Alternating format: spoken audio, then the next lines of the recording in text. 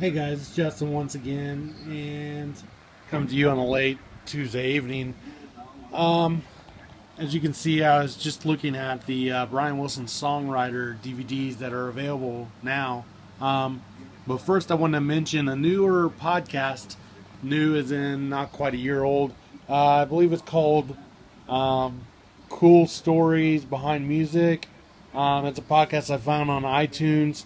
I just listened to Badfinger, and it was really depressing. I didn't know all that about Badfinger at all, actually.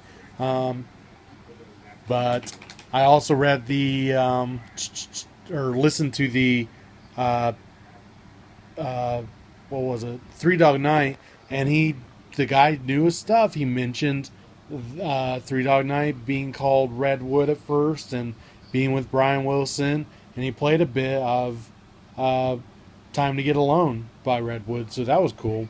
I highly recommend that podcast. But without further ado, I'm gonna do a little review here. It's gonna go backwards though. I actually just recently rented the second songwriter Brian Wilson documentary from 69 to 82, and I've had this one for probably over a year or so, more than that, and I've had that for quite a while. I've seen the documentary a handful of times, but I'm not schooled up on it here recently, so I feel like I need to rewatch it. Um, so I can't really do a review on that right now, but I just got done watching this, and I need to buy this sometime. Um, I just haven't had uh, the money, or just haven't really seen it just offhand at a store. So anyway, this is the DVD. Sorry, it's my library copy. It's not the greatest, but so it's got all the label junk all over it. So that's the disc itself, and obviously the cover. So I really enjoyed this. It's about 2 hours and 14 minutes. A lot of great insights. Some think it's really long. I was reading some stuff on Amazon, and people were like, "This is too long. There's no Brian Wilson interview." And I understand this is not made by Brian's people. As you can see, this film is not authorized by Brian Wilson, but it's got a lot of good people interviewing. A lot of authors who I've read before, of Peter James Carlin, Philip Lambert, Dominic Priori. Good stuff. I really love hearing from these people. It mentions live studio recordings, many classics and obscurities. Not really anything. If you're watching this and you're a hardcore fan, you're not going to hear anything you haven't heard before. But really great stuff by Fred Vale, David Sandler, Danny Hutton, Bruce Johnston. It's great to hear these guys talk about this stuff. Also, it says obscure footage, rare archive interviews. It's all stuff that's been on other documentaries, so it's nothing special. But what I've come to do today is to kind of talk about what the DVD talks about,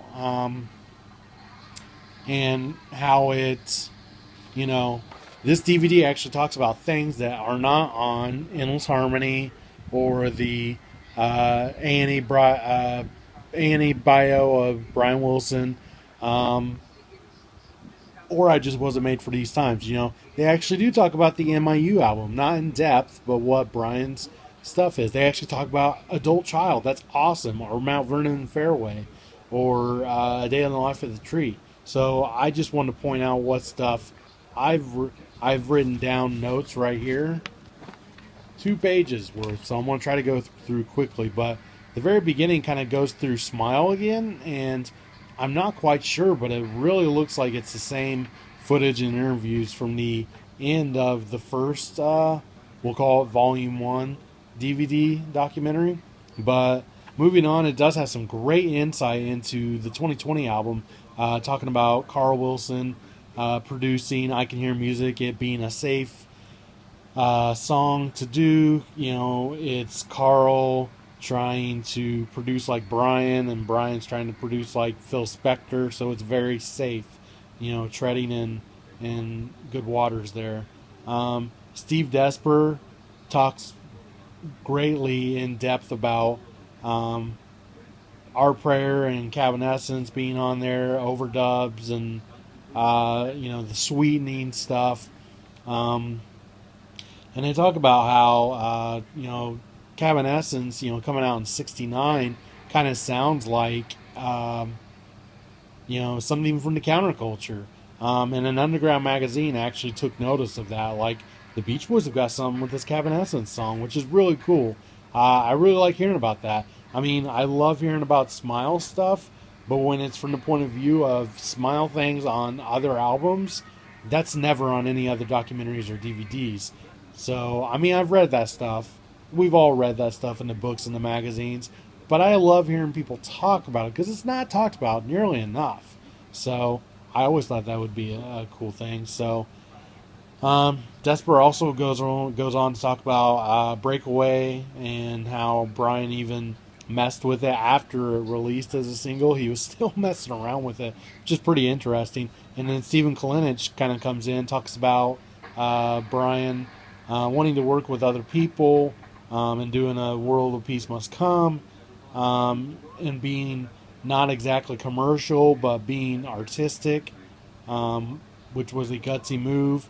Talks about actually the falsetto Brian does on the song Lonely Man, which I just really like hearing about in-depth things. So it's talking about how it's his falsetto was lower in the mix and you don't hear it as much. You can hear it on the mix, I believe, though. A lot of songs are played on here, like Cabin Essence is played on there and Lonely Man, but a lot of it is just commercial free, copyright or no copyright footage, so it's nothing special. It's not. Some of it's Beach Boys footage if it's live, or if they have footage of it. There's not much, but it's a lot of stuff from the documentaries. But when it shows A World in Peace Must Come, the song, it's it's showing the wheat fields and America and stuff like that. It's cool, but I'm just letting you know it does play that stuff, but it's not all that. I want to point out Philip Lambert's brilliant piano stuff. He really makes some great musical anecdotes, and he's a genius musically with that piano. I'm glad that was sitting there. And he plays parts of This Whole World, which is really awesome. They're talking about Add Some Music, how it's the lyrics are just too nice for its time. And then they would go on to say, like, it's about time, and This Whole World is actually, part of the culture at that time. And if they would have released that, to be bigger, it would have been, something better, to be taken notice. And so they go on to talk about Cool Cool Water, and then nothing we haven't really heard. And then Sunflower Didn't Do So Hot, we all know. And they go on to, wow, I've only got up to Sunflower.